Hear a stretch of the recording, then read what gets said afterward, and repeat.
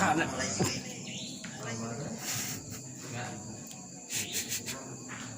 Ini akhirnya wah ini.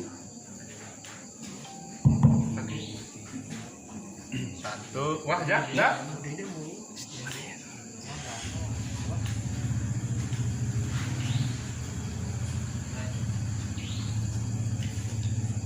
أعوذ بالله من الشيطان الرجيم بسم الله الرحمن الرحيم السلام عليكم ورحمة الله وبركاته.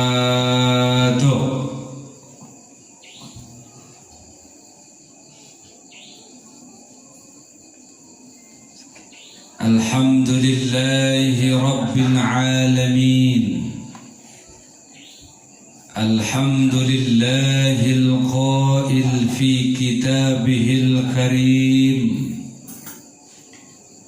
بسم الله الرحمن الرحيم اقرأ باسم ربك الذي خلق خلق الإنسان من علق اقرأ وربك الأكرم الذي علم بالقلم علم الإنسان ما لم يعلم صدق الله العظيم.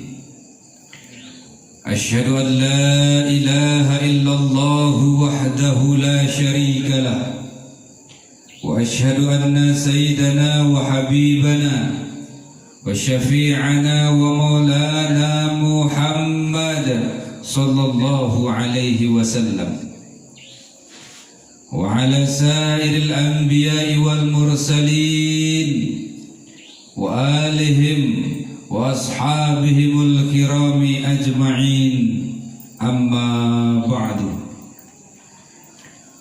Kaum muslimin, muslimat, soimin, soimat dimanapun berada yang dimuliakan Allah subhanahu wa ta'ala, yang saya muliakan. Alhamdulillahi rabbil alamin. Pada kesempatan ini Allah subhanahu wa ta'ala masih memberikan kita hidup oleh Allah subhanahu wa ta'ala. Masih kita diberikan sehat oleh Allah subhanahu wa ta'ala, sehingga kita bisa mengimplementasikan rasa syukur kita kehadirat Allah subhanahu wa ta'ala dengan mengucapkan Alhamdulillahi Rabbil Alamin. Karena bagaimanapun gerakan dan semua kita yang ada di muka bumi ini, la tataharraku dzarrah illa biidznillah, tidak akan bergerak suatu apapun di muka bumi ini tanpa izin Allah subhanahu wa ta'ala. Semoga Allah subhanahu wa ta'ala menerima segala amal ibadah kita, serta kita dicatat sebagai hamba Allah yang abdan syakura. Alhamdulillahi Rabbil Alamin.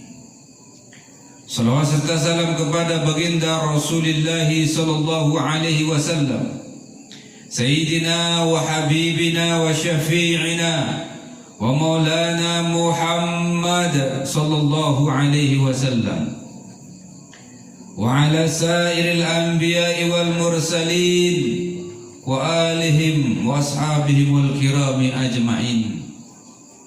Yang mana kita semua dengan syafaatnya, yang mana kita semua dengan rahmat yang diberikan oleh Allah kepada beliau untuk kita semua, maka oleh sebab itu bangga dan patutlah kita menjadi umat baginda Rasulullah SAW, dan insya Allah mendapatkan syafaat dunia dan akhirat.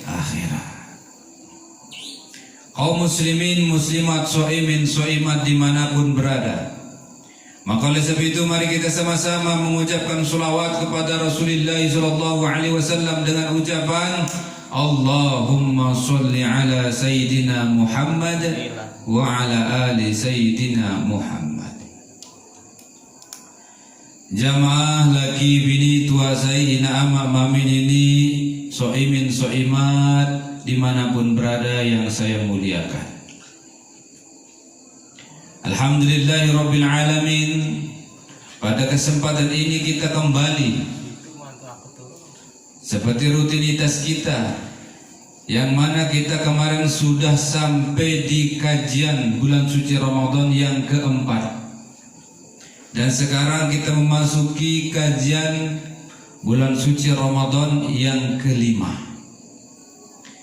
yang mana sebelumnya kita membahas tentang salah satu ayat Allah Subhanahu wa Ta'ala, Al-Quranul Karim yang diturunkan di Gua Hira yang berbunyi Iqra bismi rabbikal ladzi khalaq khalaqal insana min 'alaq. Kita kemarin sampai di sini.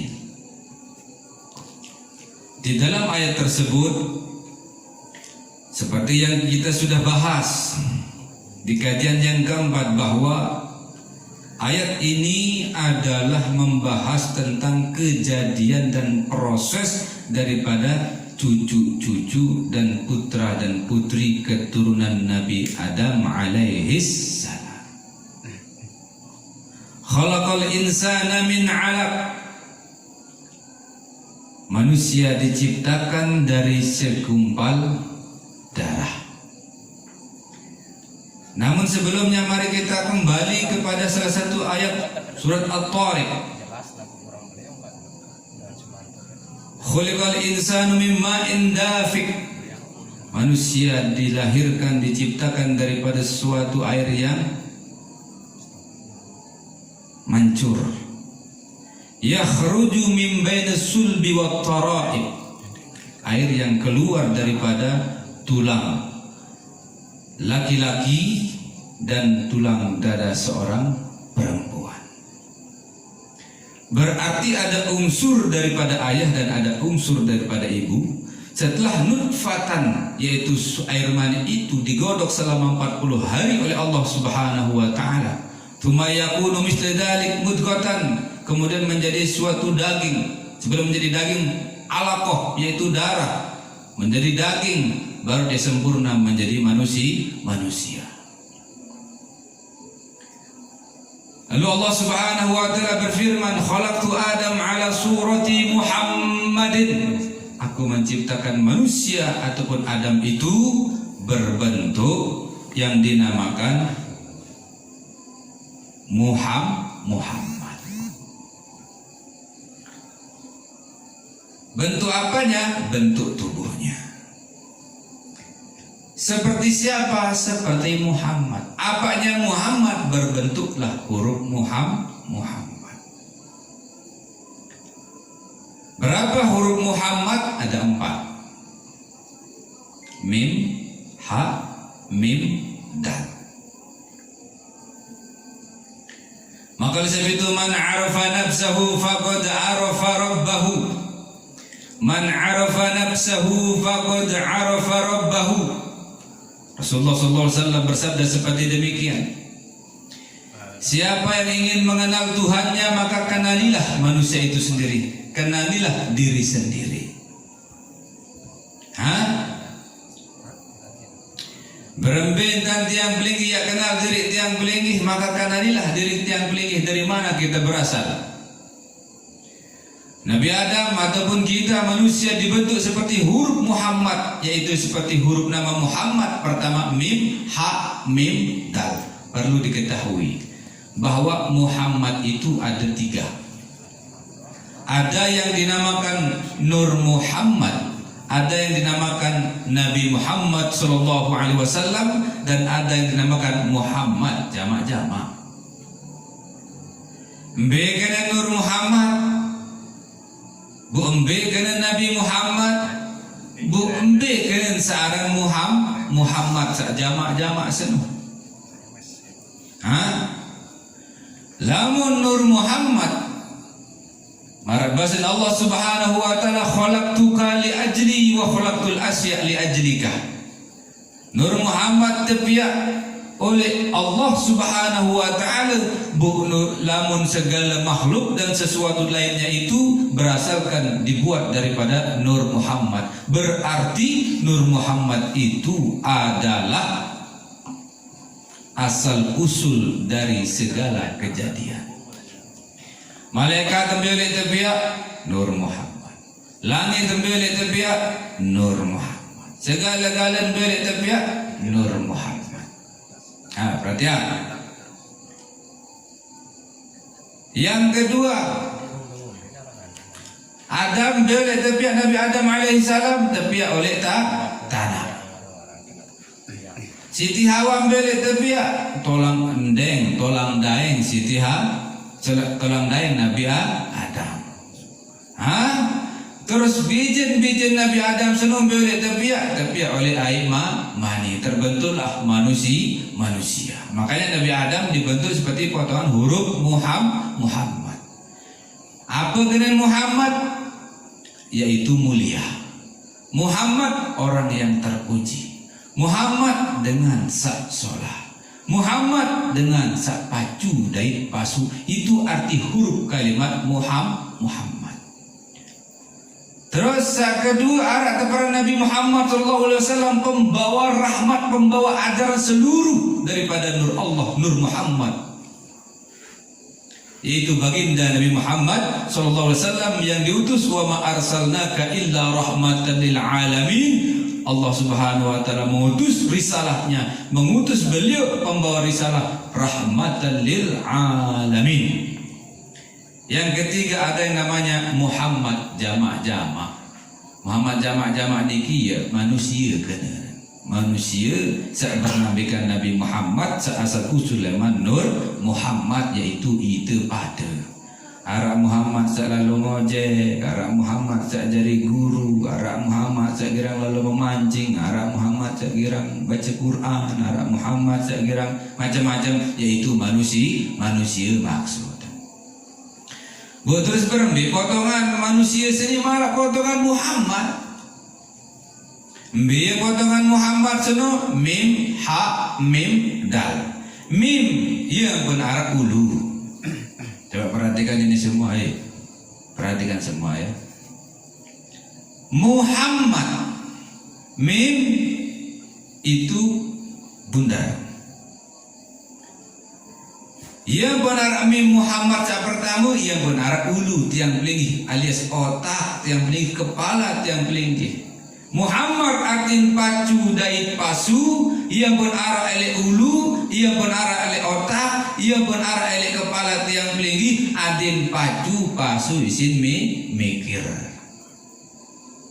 Makanya Soekarno presiden kita yang pertama dulu dibuat masjid itu namanya Masjid Syuhada, ada di Jogja. Jadi akronim daripada Presiden Soekarno itu membangun 4 masjid. Ada yang namanya Masjid Syuhada yang ada di Yogyakarta.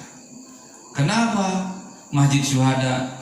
Karena agar kita sebagai bangsa, sebagai rakyat, agar tahu syuhada artinya perjuangan. Setelah berjuang apa? Lalu Soekarno, presiden kita, membangun lagi namanya Masjid Istiqlal yang ada di Jakarta. Apa arti Istiqlal? Kemerdekaan. Berjuang untuk apa? Berjuang untuk kemerdekaan. Lalu setelah merdeka, apa? Presiden Soekarno membuat lagi masjid namanya Baitur Rahim yang ada di Istana Negara. Apa itu Baitur Rahim? Yaitu rumah kasih sayang. Dari perjuangan menuju kemerdekaan, setelah merdeka mau bagaimana negara ini, mau bagaimana rakyat ini, makanya dijadikanlah negara cinta dan kasih sayang. Ingat hadis Rasulullah SAW, Ar-Rahimuna yarhamuhumur Rahman tabaraka wa ta'ala. Allah Subhanahu wa ta'ala mencintai dan mengasihi sayangi. Seorang maha pengasih lagi maha penyayang. Dan Allah Subhanahu wa ta'ala mengasihi sayangi kepada orang-orang yang cinta dan kasih. Irhamu man fil ardi, kata Rasulullah SAW. Cintailah segala, kasih sayangilah segala yang ada di muka bumi. Yarhamukum man fis sama, Allah pemirsa seluruh malaikatnya pun akan cinta kepada kita. Makanya kita dibentuk untuk menjadi orang yang ibadah kepada Allah Subhanahu wa taala dengan fondasi cinta dan kasih sayang yang kita tebarkan kepada seluruh umat manusia selama kita bergaul, selama kita hidup di dunia ini. Agar apa? Agar kita kembali ke dalam Rahman dan Rahim Allah Subhanahu wa taala. Lalu setelah itu, setelah Masjid Istiqlal, setelah Masjid Baitur Rahim, setelah kasih sayang, lalu apa? Dijadikan apa rakyatnya agar menjadi orang yang, makanya Soekarno membangun yang keempat yang namanya Masjid Salman Al-Farisi. Salman Al-Farisi itu bagaimana? Orang yang sangat cerdik, pintar kepalanya, cerdik otaknya, cerdik juga hatinya. Makanya dikatakan apa kata Soekarno? Ulama yang intelek dan ulama intelek tahu agama. Kalau kata Pak Habibie apa? Jadikanlah manusia dan rakyat Indonesia menjadi orang yang pintar, imtek dan imtak. Kan dirubah itu sama Habibie itu. Imtek dan imtak.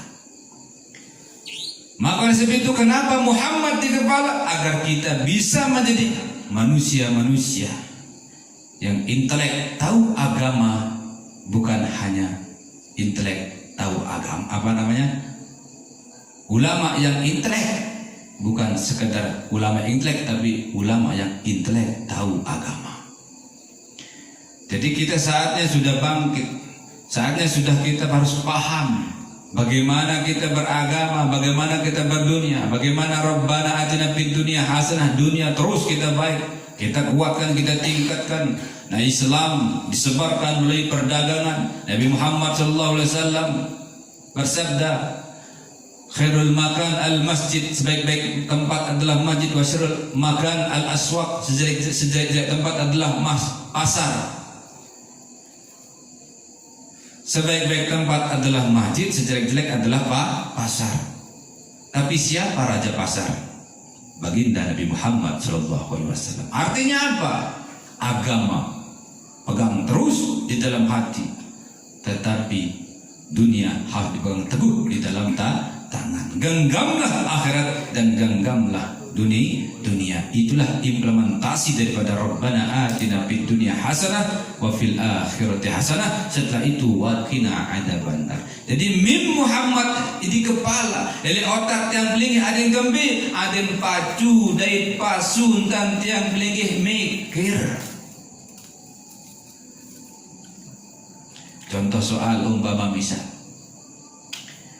di Pondok Pesantren Darussalam Al-Kubro Yadaromoyot mengusulkan pendirian perguruan tinggi.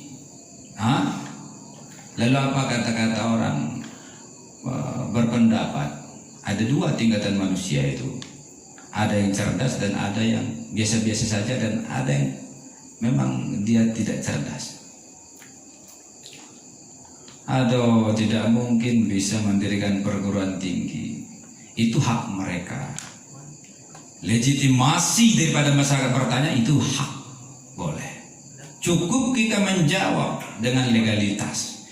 Cukup kita menjawab dengan fakta. Kalau masyarakat yang cerdas, apakah betul Institut Sunan Dui ada izinnya? Tinggal ketik saja. Sekarang semua serba online. Buka diktis Kementerian Agama, tak. Berapa perguruan tinggi yang baru dikeluarkan pada tahun ini, maka insya Allah akan muncul. Itu orang cerdas. Kalau orang yang tidak cerdas, ngimpi dia itu ya daro membangun perguruan tinggi. Itu karena tidak cerdas. Dan alhamdulillah, nyatanya perguruan tinggi Institut Studi Islam Sunan Dui Yayasan Darussalam Al-Kubro Yadaromoyot, alhamdulillah pada tanggal 10 bulan 10 2020 sudah ditetapkan SK-nya oleh Menteri Agama Bahrul Razi dengan nomor 239 tahun 2020. Alhamdulillahirabbil alamin. Makanya tahun ini kita sudah membuka menerima pendaftaran baru dan dimulai gelombang pertama pada tanggal 25 Mei akan datang ini. Alhamdulillahirabbil alamin. Jadi kita disuruh dituntun agar kita menjadi Muhammad yang betul-betul Muhammad, berfikir secara Nabi Muhammad berfikir dan anjuran Nabi Muhammad berfikir dan tuntunan Nabi Muhammad. Kepala kita betul-betul harus berfikir sesuai dengan kaidah kodrat manusia pada hakikatnya. Mim ele ulu. Apa kena mim? Mim Muhammad. Apa kena Muhammad? Solah pacu dai terpuji. Berarti bagaimana kita pakai otak kita menjadi memikirkan sesuatu yang terpuji dan baik. Agar apa? Khairun nas anfa'uhum linnas, sebaik-baik manusia adalah manusia yang bermanfaat kepada manusia yang lainnya. Cukup jawab saja, tidak usah didebat, jawab saja dengan realita dan kenyataan. Kalau kata Imam Syafi'i radhiyallahu anhu,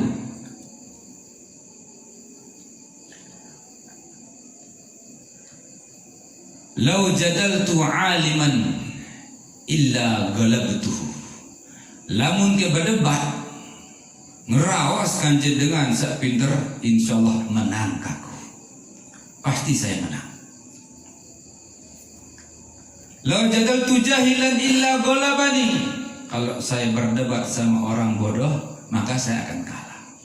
Itu kaidah daripada Imam Syafi'i. Tapi bukan kita mengatakan diri kita adalah selevel dengan Imam Syafi'i, tetapi itulah salah satu fatwa yang pernah keluar daripada beliau. Maka oleh sebab itu, soimin soimat, kaum muslimin muslimat dimanapun berada, mari kita gunakan. Mumpung hidup kita masih diberikan oleh Allah Subhanahu wa taala, akal kita masih diberikan sehat oleh Allah, mumpung belum dicabut menjadi orang gila, maka pakailah kepala kita menjadi kepala sesuai dengan tuntunan baginda Nabi besar Nabi Muhammad sallallahu alaihi wasallam. Makanya kepala kita tundukkan waktu kita sujud. Kenapa? Agar kita berpikir bahwa kita akan mati. Lalu setelah kita akan mati, apa yang kita akan bawa? Digalikan kubur, masuk ke dalam kubur, mau ngelihat apa?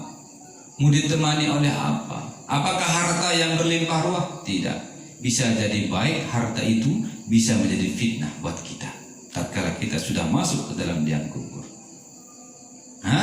Maka oleh sebab itu, tatkala kita meninggal dunia, sujud kepada Allah, berpikir kita akan mati, sudah bekal apa yang sudah kita siapkan untuk diri kita itu sendiri.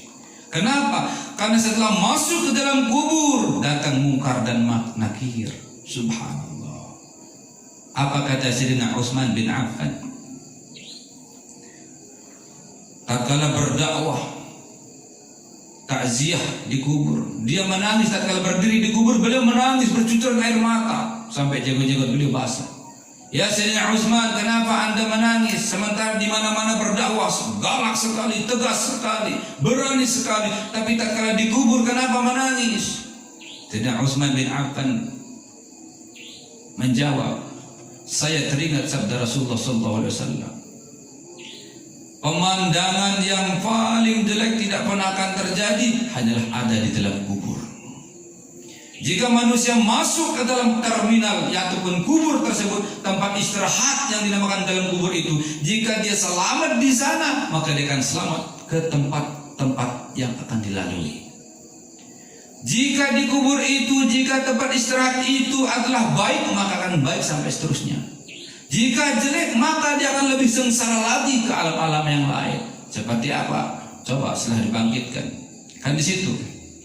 Wa fiha nu'idukum, di situ engkau akan dikuburkan. Wa fiha wa minha nukhrijukum, dari situ juga engkau akan dibangkitkan. Subhanallah. Di situ kita akan dibangkitkan. La ilaha illallah, Allahu akbar. Lalu apa yang akan kita andalkan? Apa modal kita untuk ke sana sementara kita hidup beribadah di dunia penuh dengan perdebatan? Coba kita lihat sekarang, masjid-masjid tempat perdebatan, bukan fokus ibadah kepada Allah, tapi tempat saling salah menyalahkan. Itulah Islam pada saat ini. La yabqal Islam illa ismuhu. Sayati zaman la yabqal Islam illa ismuhu, kata Rasulullah. akan datang suatu masa dan suatu zaman yang mana Islam tidak ada. Ada banyak Islam itu, tapi yang mengajarkan Islam secara sebenarnya itu jarang. Ya benar, Islam Islamkanlah otak kita, kepala kita sesuai dengan Islam yang diberikan oleh Rasulullah Shallallahu Alaihi Wasallam. Istighfar kepada Allah. Sudah seberapa banyak amal ibadah yang kita sudah lakukan? Sudah seberapa banyak amal ibadah yang sudah kita lakukan? Sudah seberapa banyak dosa yang tidak kita hiraukan? Apakah sesuai, sudah seimbang dengan pahala atau ibadah yang kita lakukan dengan perbuatan yang melawan ibadah tersebut alias maksiat? Subhanallah. Hasibu anfusakum qabla an tuhasabu. Maka hitunglah, nilailah, pandanglah, tanyalah, istafti qalbak, tanyalah hati diri kita masing-masing. Apakah kita sudah siap? Jangan menunggu tua. Belum tentu umur kita itu bisa sampai besok. Belum tentu. Kita bisa saja mati 2 menit lagi, 1 menit lagi, 1 jam lagi, 1 minggu lagi, bisa saja. Maka oleh sebab itu persiapkanlah itu dengan sebaik-baiknya. Kalau sudah masuk ke dalam kubur, la haula wala quwwata illa billahil aliyil azim, harta kita menjadi rebutan, rumah kita menjadi tempat orang, anak-anak kita menjadi anak yatim. Apakah sudah baik agamanya atau tidak? Wallahu alam. Agamanya sudah baik atau tidak? Wallahu alam. Apakah dia akan ingat kepada kita? Wallahu alam. Itu yang perlu kita kaji pada diri kita masing-masing. Maka oleh sebab itu kepala kita berbentuk huruf mim Muhammad akan menjadi sesuatu pemikiran-pemikiran yang cerdas, pemikiran-pemikiran yang betul-betul terpuji untuk kita sumbangkan kepada diri kita, kedua orang tua kita, keluarga kita, lebih-lebih masyarakat. Insya Allah itu yang kita harapkan. Kaum muslimin muslimat, suaimin suaimat dimanapun berada yang saya muliakan dan dimuliakan Allah Subhanahu wa taala. Yang kedua, mim hak yaitu hak Muhammad. Apa arti hak? Hak ya hak Muhammad. Apa arti Muhammad? Terpuji. Hak itu di mana? Posisinya ada di hati. Berarti hati kita harus sesuai dengan tuntunan agama. Hak Muhammad berarti hati harus hati yang terpuji. Hati Muhammad, hak hati Muhammad berarti hati yang pacu dait pasu. Subhanallah walhamdulillah wala ilaha illallah Allahu akbar. Coba kita lihat saat ini. Minal muhlikat, daripada suatu yang menghancurkan. I'jamul mar'i an nafsi, yaitu orang yang menyombongkan diri sendiri. Diberikan kecerdasan untuk menjatuhkan orang lain. Diberikan kecerdasan untuk mengangkat diri sendiri dan orang lain dianggapnya biasa ataupun bodoh. Maka oleh sebab itu hati kita perbaiki. Illa man atallaha biqalbin salim, la yawma la yanfa'u malun wala banun. Harta, anak, semua tidak bermanfaat, tidak ada gunanya. Illa man atallaha biqalbin salim, kecuali orang-orang yang hatinya selamat, hatinya penuh dengan kedamaian, jiwa penuh dengan kedamaian dan keselamatan. Maka oleh sebab itu hadirin hadirat, siapa yang punya hati adalah kita. Siapa yang harus menjaga hati kita adalah kita. Maka oleh sebab itu bagaimana caranya mengobati hati? Banyaklah berselawat, banyaklah berzikir, banyaklah menuntut ilmu, banyak mengaji. Jangan hanya satu tuan guru, mengaji saja ke semua tuan guru yang bisa memberikan barokah dan manfaat. Jangan melihat dia itu organisasinya apa, ngaji saja selama itu bermanfaat bagi kita, barokah bagi kita. Itu yang saya pribadi pesan buat diri saya sendiri kepada semua kaum muslimin muslimat dimanapun berada. Karena saat-saat ini kalau bukan tuan gurunya, bukan tuan guru dari organisasinya, dia tidak mau mengaji. Subhanallah, ini adalah salah satu penyakit yang ada dalam diri kita masing-masing. Maka kun tabiban li nafsika, jadikanlah dirimu sebagai dokter buat dirimu sendiri, kata Rasulullah Shallallahu Alaihi Wasallam. Lalu yang ketiga, mim kepala, ha di dada. Mim yang ketiga, mim Muhammad yang ketiga adalah perut ataupun pantat kita. Kembung di dalam perut kita seperti huruf mim, bundar. Artinya apa? Segala apapun yang masuk ke dalamnya itu, maka masuklah sesuatu barang-barang yang baik. Rasulullah SAW bersabda, kullu lahmin nabata min sukhtin pannaru awla bihi. Setiap barang yang masuk, jika jelek masuk ke dalam perut, maka iling-iling akan segera bersiap-siap ke dalam neraka. Maka oleh sebab itu jagalah diri kita. Jika kita merasa umat Nabi Muhammad SAW, jika kita merasa pengikut Nabi Muhammad SAW berbentuk seperti Muhammad, insya Allah kita akan bisa menjaga itu diri sendiri. Jika kita bisa membentuk semua itu, menjaga itu semua, maka insya Allah kita akan menjadi manusia insanun kamil. Lalu yang keempat, mim, ha, mim, dal. Dal itu ada di kaki. Dal apa?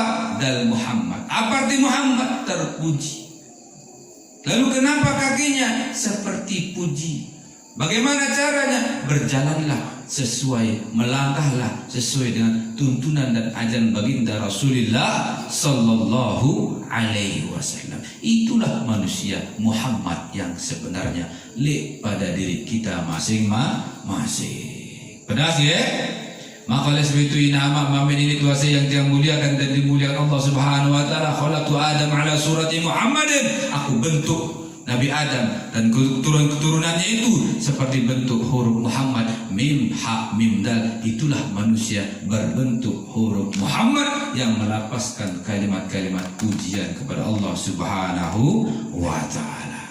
Inilah kajian yang kelima pada malam hari ini, dan insya Allah kita akan lanjutkan ke episode yang berikutnya. Apa itu?